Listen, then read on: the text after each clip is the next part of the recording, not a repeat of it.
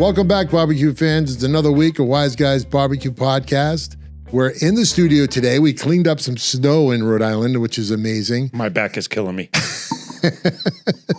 And I have my friend Bob Bauman from Big Bobby's Q. And you know, if Bob's in the studio, we're talking barbecue and usually competition and contests because, hey, you know what? That time of the year is coming up.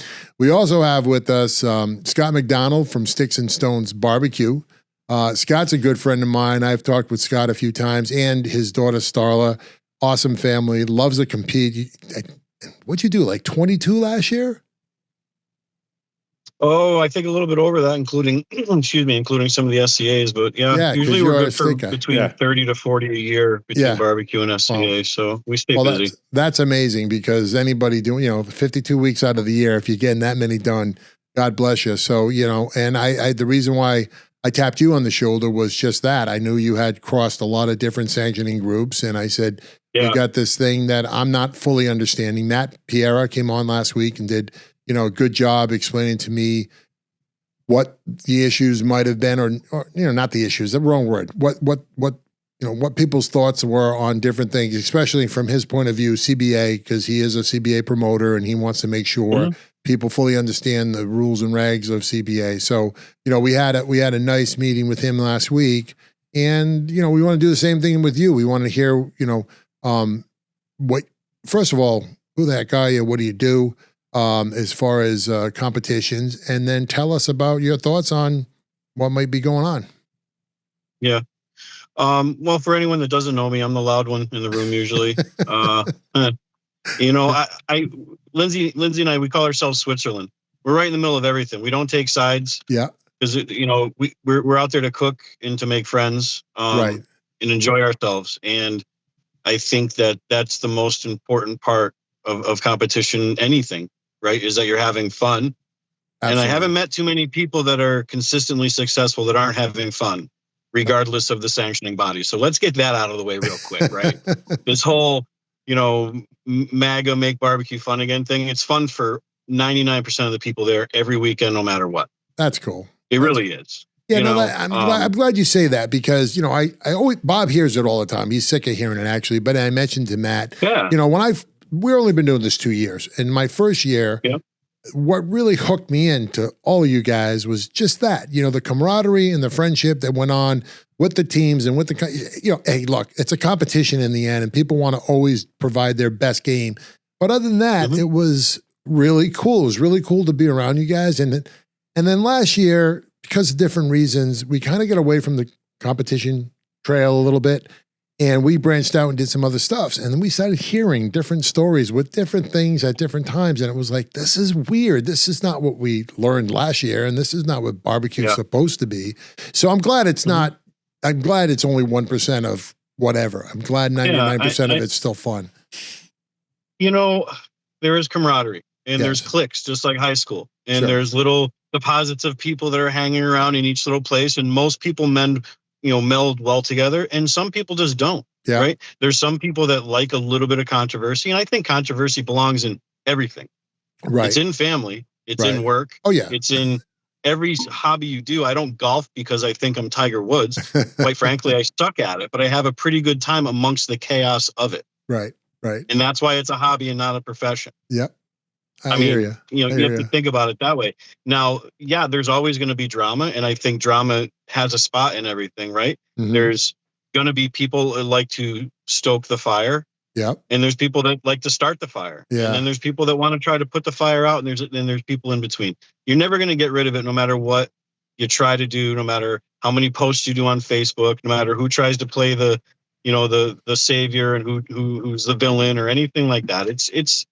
Listen, I love when people throw out barbecue family, and I think it's the biggest hop fooey quote in this whole thing, because in my experience, family's the first one that's going to throw you under the bus to benefit themselves. So let's get that elephant right out of the darn room. Yeah, you're talking to a guy that we cook everything we can. You're talking to a guy that has a long history of family business. And, I'm full-blooded Italian, and so was the rest of my family. And I can't tell you how many times we've had knockdown dragouts, and then we still sit down, break bread, and eat dinner together, right? And then we leave, and we love each other, and we talk to each other the next day. My wife doesn't exist like that. There have been times where we've had disagreements and she just like starts packing a bag and wants to leave. I'm like, what are you doing? You can't, I'm just talking to you like I'm supposed to. We're family. And oh no, that doesn't play with my wife. But I hear your barbecue family or you know, family's family. You are going to get kicked in the groin a couple times, you know? The state of barbecue is cream rises to the top. I don't care what association it is. Sure. You know, you have KCBS. You know, I think someone the other night called it like the big ugly gorilla in the room. It's true. It's the biggest sanctioned body for competition barbecue in the world, and it's always going to be. Yep. For us, it's been the necessary evil, right? Yep. Until Matt started bringing CBA along. CBA is a blast. Yeah. We love cooking it. Yeah. I mean, I think we did 3 last year, maybe 2, and we did 1 the year before. We've gotten a first place trophies. We got our butts kicked a little bit. We have a really good time. It's not for everybody. Right. I mean, for whatever reason they don't want to do it, that's their prerogative. Yeah. They're the ones funding themselves to do it. They can make the choice, and they don't offer or need to give anyone an explanation as to why they don't want to do it. Right. You know, as someone who has been working hard to bring SCA, the State Cook-Off Association, to New England consistently, I know that I can't beg everyone to do it. And if someone decides they don't want to do it for whatever reason, I'm not going to publicly or privately trash them or tell people that they're afraid to do it or anything like that. Right. It's their choice not to spend their money on my product. And I'm fine with that. Yeah.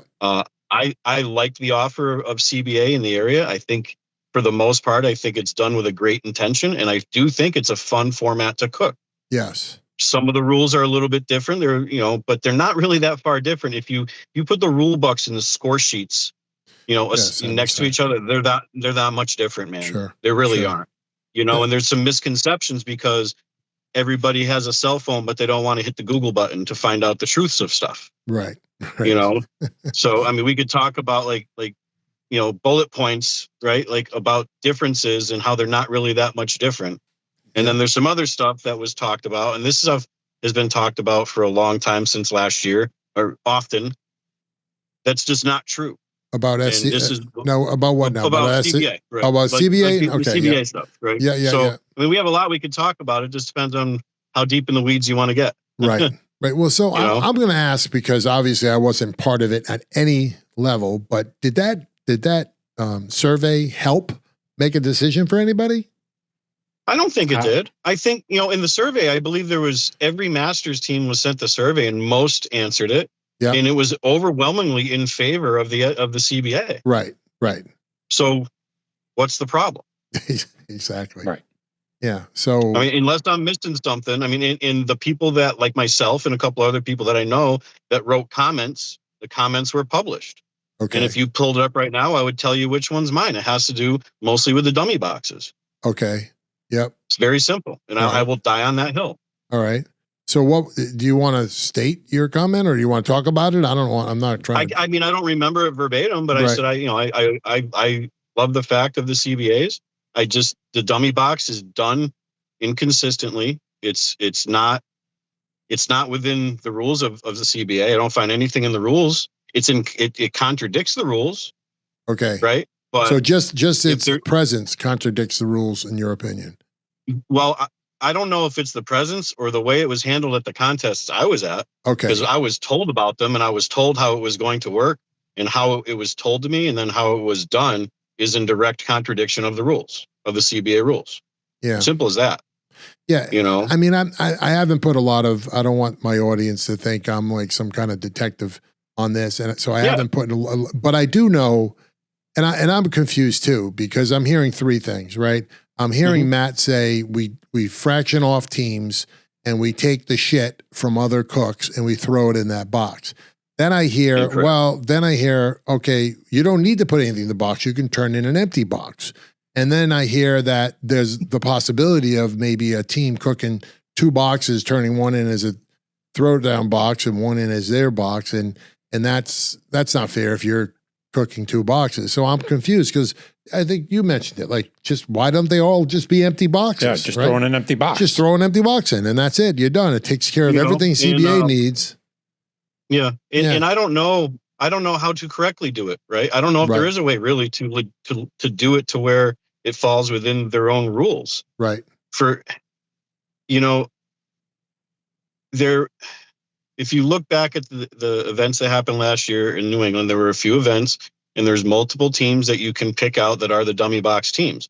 A couple of them got calls in a couple of contests. Okay, so that's confusing. I know darn well that one of them that got a call in the contest I was at did not cook meat.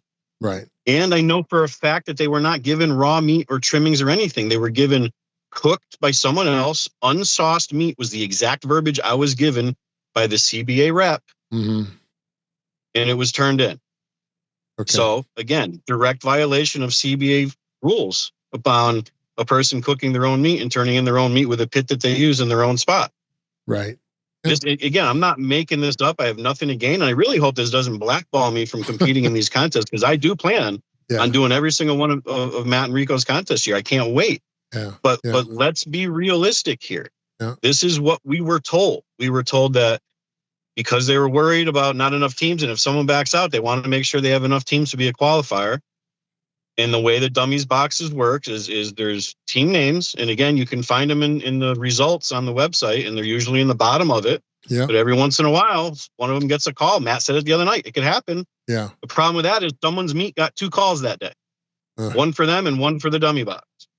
Now, the guy that got 11th place in chicken that day should probably be a little bit upset, because a dummy box containing meat that a person did not cook got a call and they didn't. Right. Gotcha. That's my problem with it. If they are going to do dummy boxes, make sure and well that they are the last place boxes in every category, and they're the last place team in the overall, because it is not meat that was trimmed and they just gave someone half a brisket and they gave someone crappy wrapper ribs and crappy chicken and they cooked it all. That is not the case. Yeah, it is I not. Understand. This year, Wise Guys Barbecue will have a competition team. And, Bob was under Bob's influence. He says, hey, we should do a KCBS, a NEBS, and a CBA. We should do one of each just to get a good. I said, yeah, I love that. Let's do that. So, but that's a great point. They really are fun. Yeah, no, I mean, I'm not going to cook, just to be clear. Come on. No, Bob's going to talk about some other stuff. Bob's team captain. He's heading it up. And Tommy the Butcher. He'd probably do a mean steak. You know what? That was my first influence in all of this. Is I went out and took a judging class for the SCA, and I totally loved. That's where I met you. Yeah. Oh, yeah. Okay. And I totally loved what was going on and stuff. And I just did it just to kind of meet the community. And I'm not saying I will never judge one. I maybe would like to, but it wasn't. It was just get my foot in the door, and I was happy to do it, and it was, and I learned a lot. But I don't know if I could cook a mean steak, but for sure we are going to try to get 3 different, sanctioning groups to get involved with, and that'd be cool. But but to your point, if I was cooking that day at the CBA, I think we want to try to do the Rhode Island State. And I came in under 10 and a throwdown box got something over me, I would be like, what's going on? Because like I said, like I heard, and I heard it from Matt. And is that throwdown boxes can be an empty box, and I think they probably should be an empty box, because you're just filling a spot is what you're doing, right? That's the only. But if it's not enough, but I think that might take a. I think there needs to be something in the box that because if they get disqualified, if there's no food in the box, you get disqualified. Oh, okay. So then it can't be an empty box. I mean, same thing in KCBS. There has to be a minimum of 6 portions, right? Right. So it gets disqualified, then that takes away from the number. So if there's going to be the throwdown or the dummy box, in order to make sure there's enough teams, it's got to have something in it. But the really smart dude that made the program, that's really a really good scoring program, they should maybe make a button for dummy boxes to be all the way at the bottom. Yeah. Automatic. Because everyone else paid to be there and they paid to cook, and their food is not as good as somebody's that was unsauced or whatever. And again, that was how it was explained to me. Right. So they should automatically go to the bottom if they're just the buffer to get the amount of teams up. Well, and I think that's where the most controversy that I've heard, that's where it is. Okay. Matt said that the software was based on increments of 3? 6. 6? He said 6. Which I don't understand either. I don't understand how. Because I can tell you that if you go to the New Hampshire contest last year where there was some controversy, I don't know what the controversy was. It was about the people at the place that own the property or whatever the case is. I wasn't there. But if you look at the Kids Q score, there's 4 scores. 2 of them were actual Kids Q competitors, and 2 of them were dummy boxes. So that's 4, not 6. Right. In a NEBS, for the points to count for team of year, there has to be minimum of 3 teams. So they padded it so that those 2 cooks got kids team of the year points. Just saying. Gotcha. There wasn't 6. So if the software needs 6, they forgot 2, and 2 of them were dummy boxes so that 2 people were able to get points. Yeah. Now we don't. So it just, in fairness to what we heard, we didn't hear if Kids Q scoring was the same as regular. Yeah. I don't know. I don't know if that's the same. Matt did say that the computer doesn't know anything but 6. Yeah. He did? But okay. It doesn't matter. But that's but it just seems odd to me that you have as a programmer or doing an app on a phone, you need a specific number. Yeah. It just seems seems odd. I mean, exactly. Right.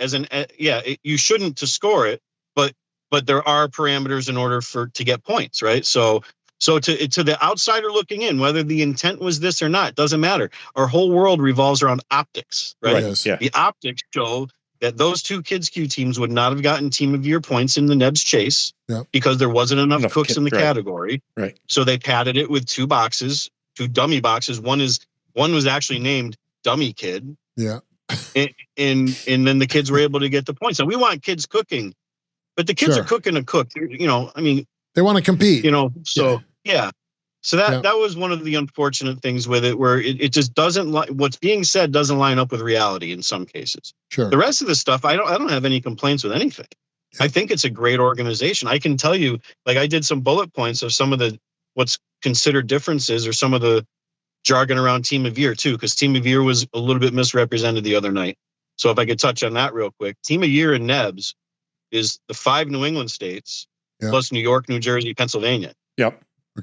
Okay, so anything cooked in the sanctioned bodies, recognized sanctioned bodies in those states, your top 5 scores for each meat category go towards your team of year points. Okay. If in fact you're chasing points. So if I get Mark and Christine from Faded, they won brisket last year with 500 points. Their top 5 finishes were first place. There you go. Right. You get a certain amount of points for each place in your top 5 win. Right. Now there's some category structures in there where, like, my 3rd place in brisket didn't have as high as points as a 3rd place in brisket that Up to Barbecue got, because there was more cooks cooking in that contest, so they got 3rd place.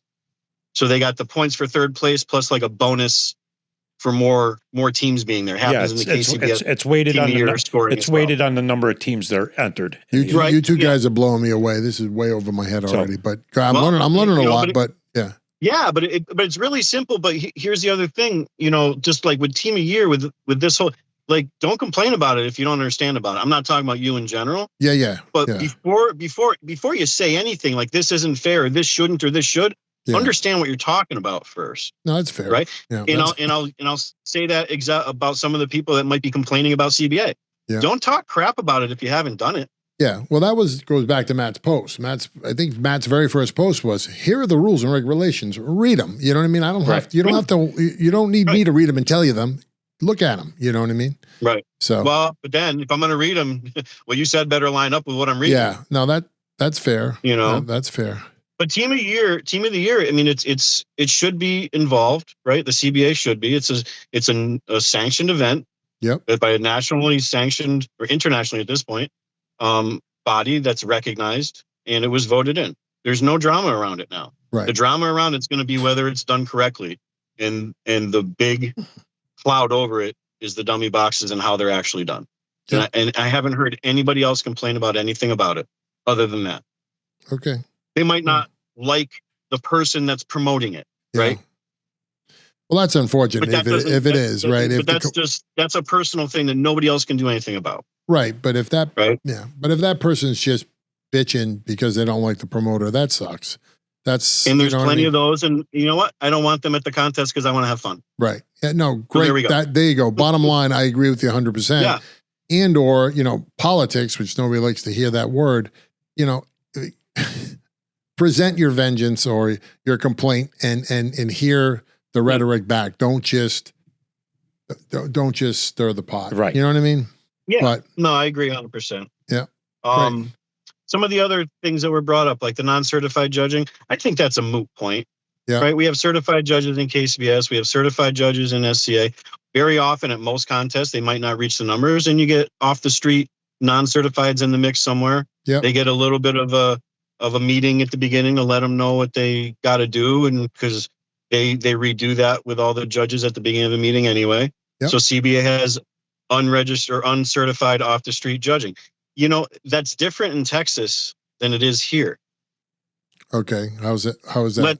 So think about it this way. Texas is a gigantic state, Yep. and there is dozens of CBA events in a month. Yep. Yep. Now, with judges, just like us cooks, our hobby is cooking. Many of these judges, their hobby is judging. Sure. So if you're going to tell me that in Texas, where there might be on any given weekend 3 to 4 or more CBAs to choose from, you're not going to tell me that these judges, these off the street uncertified judges, aren't driving around every weekend hitting multiple contests a month. Okay. They've become certified judges without there being a certified judge. Gotcha. So while it's going to be different here because you're not going to get that, right? You're going to get judges from that area. You know, you might get a couple scragglers. Yeah. I don't want there being KCBS judges in the CBAs because I don't want them judging KCBS style food, right? So I want this, but it means something different to us up here than it means out there. Right. Yeah. But at the same time, you're going to get rewarded for good barbecue. Good barbecue is good barbecue no matter where you are. Exactly. And that's exactly what Matt said. Matt's like, hey, you know, these people judging you are your friends and neighbors. So come in, cook good barbecue, and you're going to win. That's it. Bottom line. Have you ever cooked any Texas CBA competitions? No, not yet. I plan to someday. Yeah. When we were gonna last year. There was one right outside of Waco, and my friend has a ranch right around the corner. We were gonna go out, and then we started kind of gaining some traction towards the end of the year. We won our first GC, and I'm like, you know what? I wanted to stay local and keep on, pumping. Right. So we didn't yet. I hope to. I hope to sometime. That's cool. I know there's a couple people that have, and again, I can't say enough about how fun the contests are. Matt does a great job of them. He really does. The ones I've been to. Yeah. I have no complaints other than what we talked about. The judging, as long as they tell the judges what they're there for, then we're good. Meat inspection, who gives a shit? Right. Pardon my French. Yeah. I have heard nobody complain about that. Yeah, Matt really hit that on the head too. He goes, you can inspect one cooler and turn in another. Like, how are they going to know? If you want to cheat, you're gonna. That was his message. I don't see any of the people that I cook with on a weekly basis that I've become really good friends with. I don't see any of them being the type of person to do that. Yeah. And I really don't think it's going to give anyone an edge anyway. So again, that's another moot point. Scoring, numbers versus words, right? We talked about that a little bit. Yep. I mean, if you, again, Google it. If you Google a KCBS scorecard, the number 9 has the word excellent next to it. Yeah. So now you know what a 9 means, right? Yeah. When the number 8 has very good, the number 7 is good, 6 is fair, and it goes down from, to inedible and disqualified. So yeah, but here's all right, good. Now you maybe ask a question.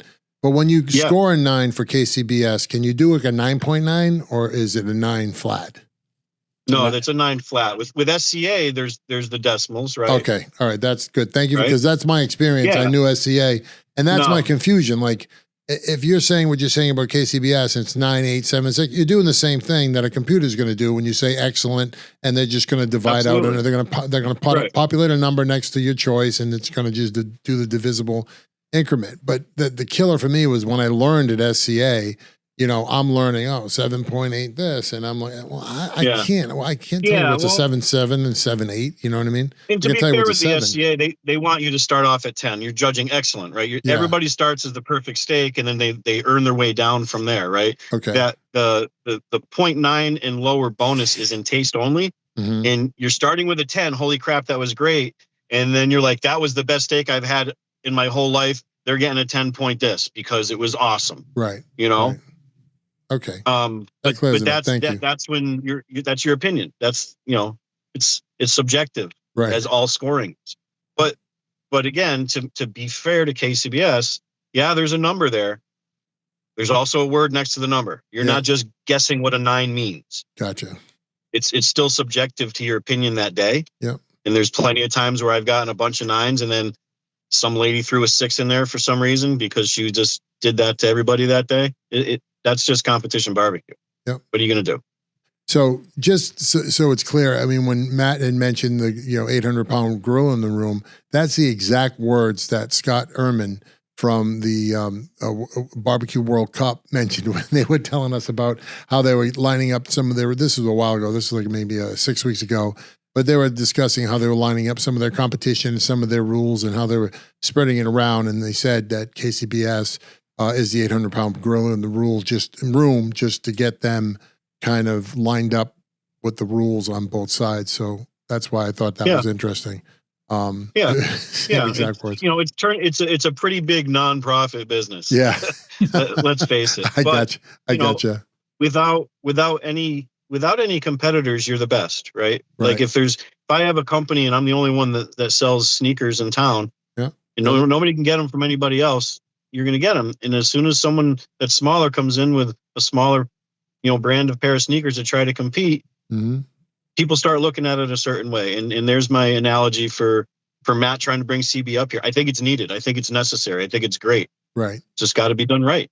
Gotcha. That's the only complaints that I see out there. Everything else is pretty straightforward. I think it's well organized, the association as a whole.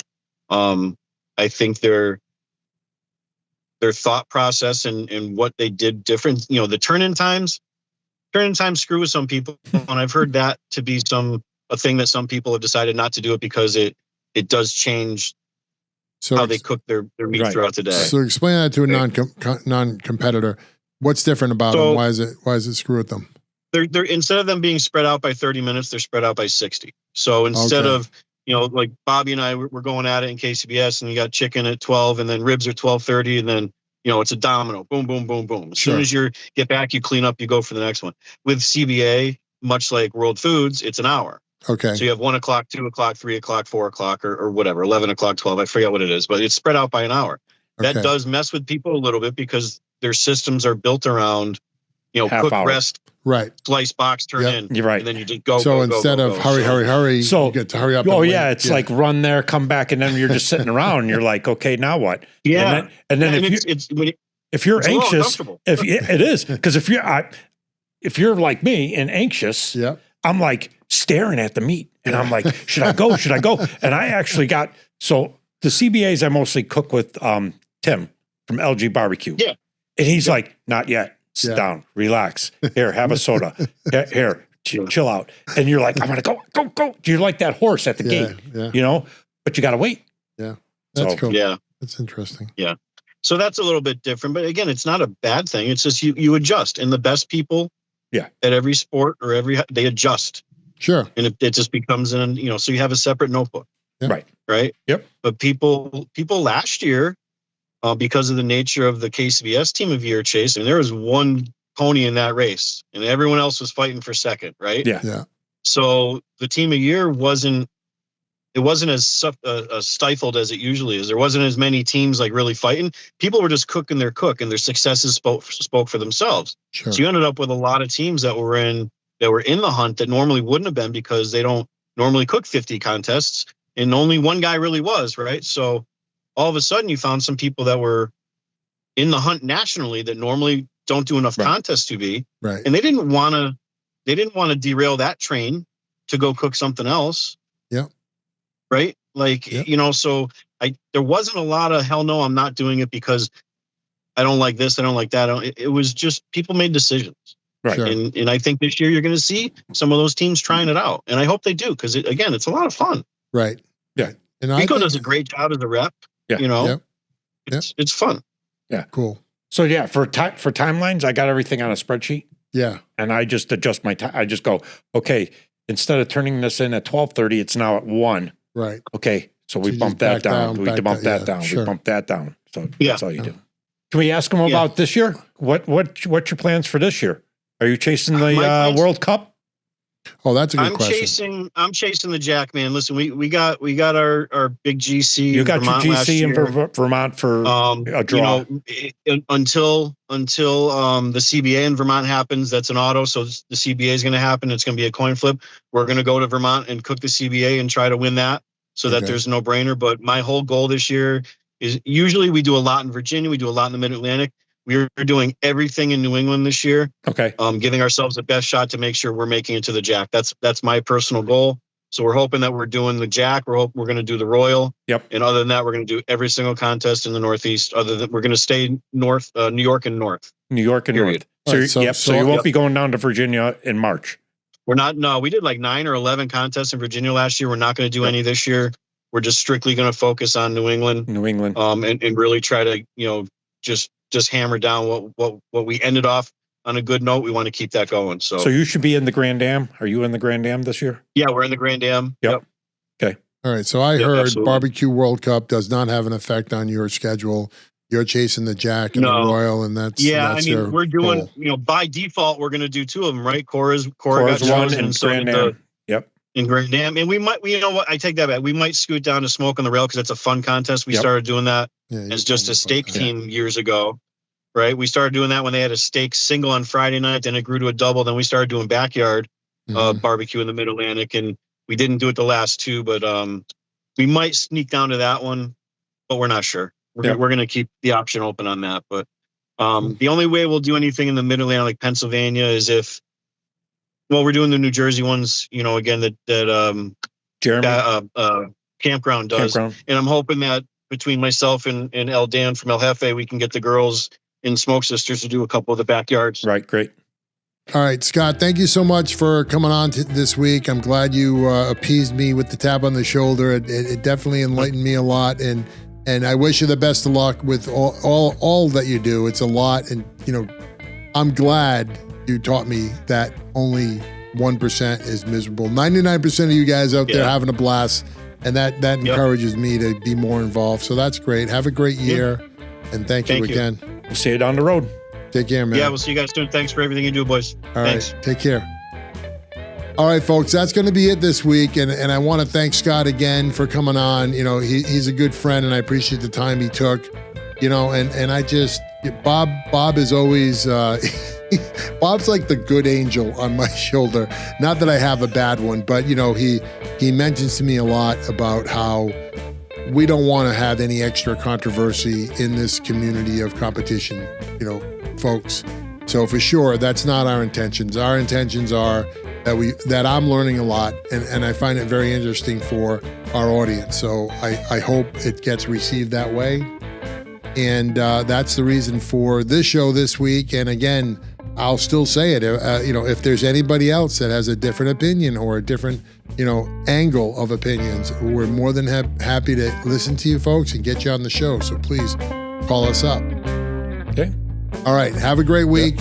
Eat more barbecue, and we'll talk soon. See you on the road.